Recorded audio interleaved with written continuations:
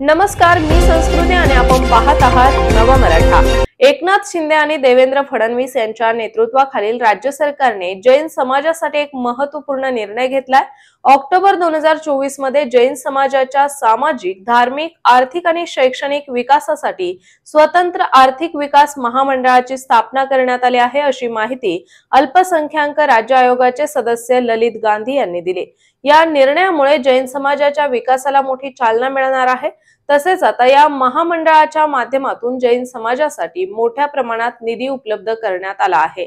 या निधीचा उपयोग विहारांची सुरक्षा, नवीन विहारांची निर्मिती, महिला बचत गट आणि गृह कर्जासाठी बिनव्याजी कर्ज योजना, विधवा महिलांसाठी पेन्शन, प्राचीन ग्रंथांचे जतन आणि पुनरुत्थान, तसेच समाज भवन आणि उपासना स्थळांची उभारणी यासाठी केला जाणार आहे। महाराष्ट्र सरकारने जैन समाजासाठी स्वतंत्र आर्थिक विकास महामंडळाची स्थापना गेल्या ऑक्टोबर 2024 मध्ये केलेली आहे आणि या आर्थिक विकास महामंडळाच्या माध्यमातून आर्थिक विकासाबरोबरच समाजाचे धार्मिक सुरक्षा, सामाजिक सुरक्षा आणि शैक्षणिक विकास या सगळ्या उद्देशांचा समावेश करून सरकारने एक व्यापक महामंडळ बनवलेला आहे। याच्या योजना समाजापर्यंत पोहोचाव्यात सरकारने फार मोठ्या प्रमाणात यासाठी निधी उपलब्ध करून दिलेला आहे। त्याचा फायदा समाजातल्या ज्या ज्या घटकांना आवश्यक आहे त्यांच्यापर्यंत पोहोचावा, समाजातल्या सार्वजनिक सुविधा चांगल्या प्रकारे निर्माण व्हाव्यात, साधू संतांच्या विहारामध्ये ज्या ठिकाणी सोयी उपलब्ध नाहीत त्या ठिकाणी विहारधामाचं निर्माण व्हावं, त्यांना विहारामध्ये सुरक्षा मिळावी, मंदिर, उपाश्रय स्थानक अशा प्रकारचे जे तीर्थक्षेत्र आहेत त्यांचं पुरेसं संवर्धन आणि संरक्षण व्हावं। त्या ठिकाणी सरकारच्या खर्चानं संरक्षण संवर्धनाची योजना सुद्धा बनवलेली आहे। महिलांसाठी व्यक्तिगत आणि महिला बचत गटांच्या माध्यमातून बिनव्याजी कर्ज पुरवठ्याची सोय आहे, गृह कर्जाची सोय असेल, विधवा महिलांना पेन्शन असेल, अशा अनेक योजना सरकारने या महामंडळाच्या माध्यमातून मंजूर केलेल्या आहेत। त्याची माहिती देण्यासाठी आम्ही पूर्ण राज्यभर दौरा करत आहोत।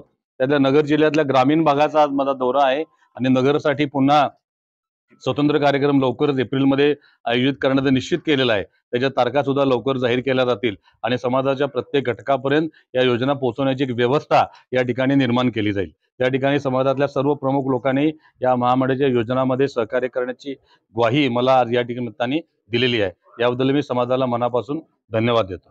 धन्यवाद। आज ऑल इंडिया जैन कॉन्फरन्स नवी दिल्ली चतुर्थ झोनच्या माध्यमातून Jain minority economic development corporation government of Maharashtra चे अध्यक्ष नामदार ललितजी गांधी यांचा या ठिकाणी सत्कार आम्ही ठेवलेला होता। नगर शहरातील जैन समाजातील मान्यवरांच्या उपस्थितीमध्ये हा सत्कार झाला।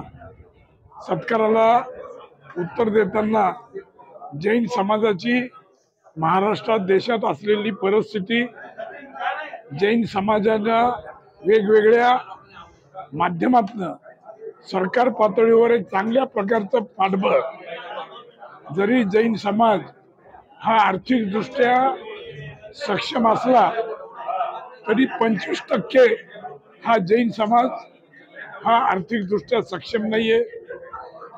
त्या दृष्टिकोनातून ह्या जैन मायनॉरिटी डेव्हलपमेंट कॉर्पोरेशनच्या ज्या वेगवेगळ्या योजना आहेत, ह्या योजना समाजातील सर्व तळागाळापर्यंत पोहोचण्यासाठी, मग तो व्यवसायाचा उद्योग, छोटे छोटे उद्योग व्यवसाय असो, या ठिकाणी मोठा एखादा हॉस्टेल निर्माण करायचं, एखादं वाचनालय उभं करायचं, अशा वेगवेगळ्या योजना या मायनॉरिटी डेव्हलपमेंट कॉर्पोरेशनच्या माध्यमातून आपण पूर्ण करू शकतो। आणि त्या दृष्टिकोनातनं ललितजी जैन यांनी या ठिकाणी एक चांगल्या प्रकारचं मार्गदर्शन केलं।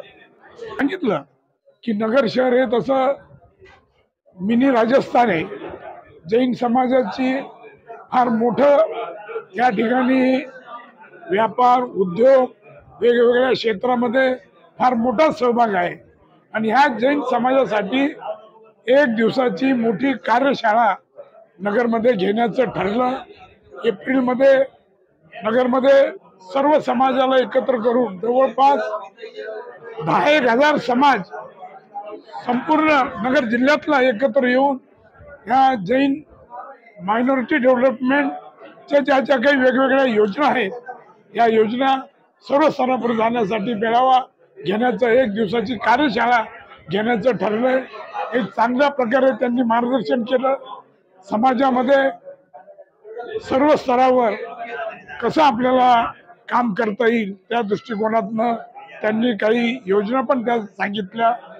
या दृष्टिकोनातनं संपूर्ण नगर जिल्ह्यामध्ये जैन समाजाला एकत्र करून एक चांगल्या प्रकारचं काम या नगर जिल्ह्यामध्ये आम्ही ऑल इंडिया जैन कॉन्फरन्स असेल, त्याचबरोबर भारतीय जैन संघटना असेल, नगर जिल्ह्यातल्या जैन समाजातल्या वेगवेगळ्या ज्या संघटना आहेत या सगळ्या संघटनांना एकत्र करून एक भव्य असं काम या ठिकाणी उभारण्याचं मानस या निमित्तानं निर्माण झालेलं आहे. तर अशाच महत्त्वपूर्ण बातम्यांसाठी नवा मराठा या चॅनलला सबस्क्राईब नक्की करा.